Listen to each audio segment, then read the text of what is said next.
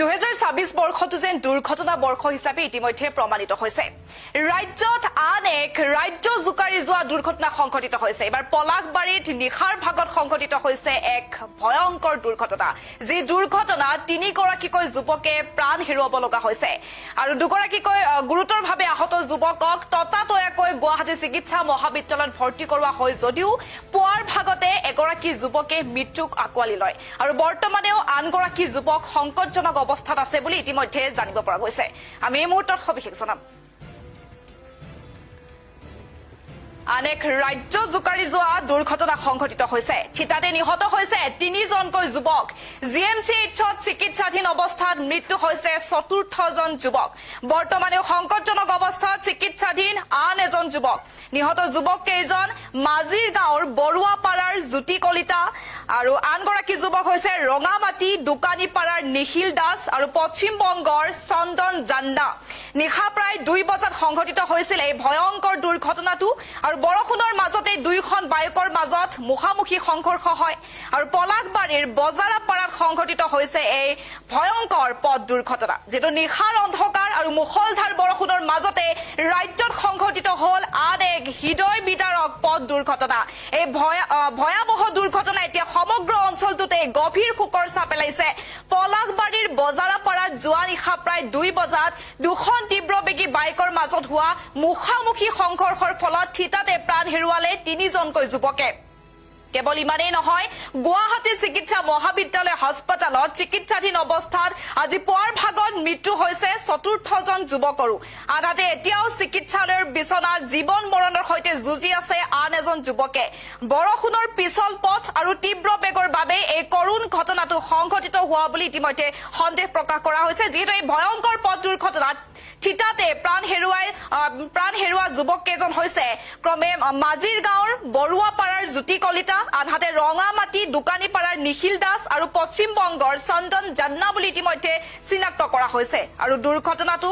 সংঘটিত হোৱাৰ পিছতে স্থানীয় ৰাইজ আৰু পলাশবাৰী আৰক্ষী তৎপৰ হৈ পৰে। গুৰুতৰভাৱে আঘাতপ্ৰাপ্ত আন দুজন যুৱকক ততাতৈয়াকৈ উন্নত চিকিৎসাৰ বাবে গুৱাহাটী চিকিৎসা মহাবিদ্যালয়লৈ প্ৰেৰণ কৰা হয়। কিন্তু নিয়তিৰ আছিল অন্য লিখন। আজি পুৱাৰ ভাগতে GMCHত চিকিৎসাধীন অৱস্থাতে শেষ নিশ্বাস ত্যাগ কৰিছে চতুৰ্থজন যুৱকেও।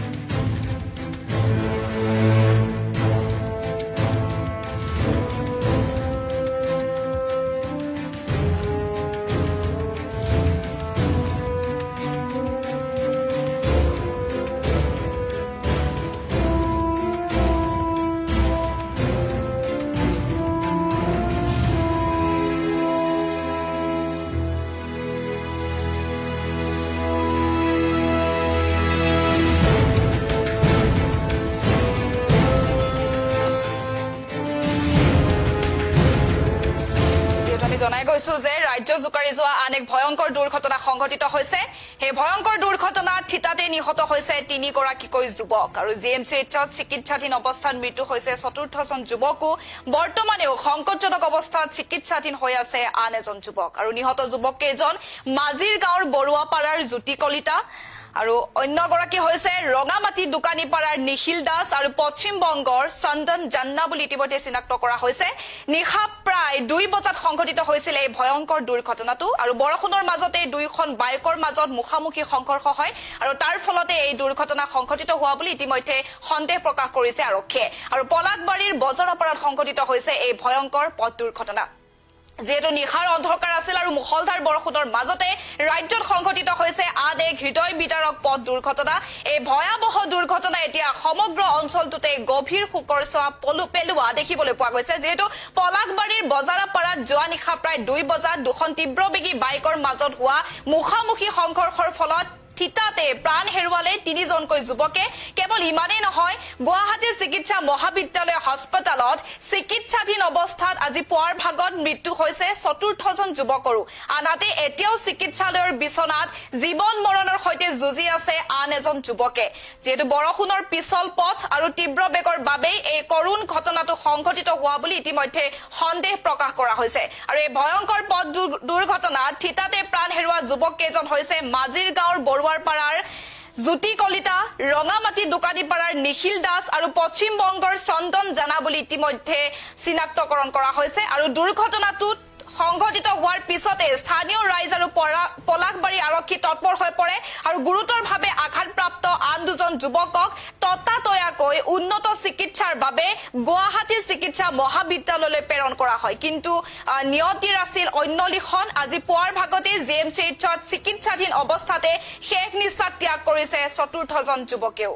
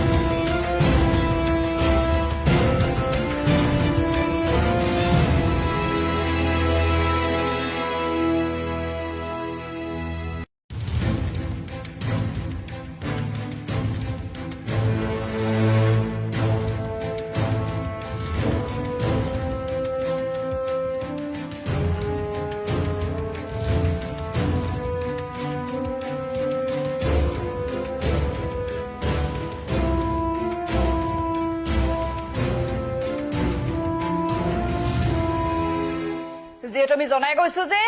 নিশাৰ ভাগত ৰাজ্য জোকাৰি যোৱা এক ভয়ংকৰ দুৰ্ঘটনা সংঘটিত হৈছে ঠিতাতে নিহত হৈছে সেই দুৰ্ঘটনাত 3গৰাকীকৈ যুৱক জিএমচিএইচত চিকিৎসাধীন অৱস্থাত মৃত্যু হৈছে আজি পুৱাৰ ভাগত চতুৰ্থজন যুৱকৰো বৰ্তমানে সংকটজনক অৱস্থাত চিকিৎসাধীন হৈ আছে আন এজন যুৱক নিহত যুৱক কেইজন মাজিৰ গাঁৱৰ বৰুৱাপাৰাৰ জ্যোতি কলিতা বুলি ইতিমধ্যে চিনাক্ত কৰা হৈছে আৰু অন্যজন যুৱক হৈছে ৰঙামাটি দোকানীপাৰাৰ নিখিল দাস আৰু পশ্চিম বংগৰ চন্দন জান্না নিশা প্ৰায় 2 বজাত সংঘটিত হৈছিল এই ভয়ংকৰ দুৰ্ঘটনা বৰষুণৰ মাজতে দুইখন বাইকৰ মাজত মুখামুখি সংঘৰ্ষ হয় আৰু তাৰ ফলতে এই দুৰ্ঘটনাটো সংঘটিত হোৱা বুলি ইতিমধ্যে সন্দেহ প্ৰকাশ কৰা হৈছে আৰু পলাকবাৰীৰ বজাৰাপাৰাত সংঘটিত হৈছে এই ভয়ংকৰ পথ দুৰ্ঘটনাটো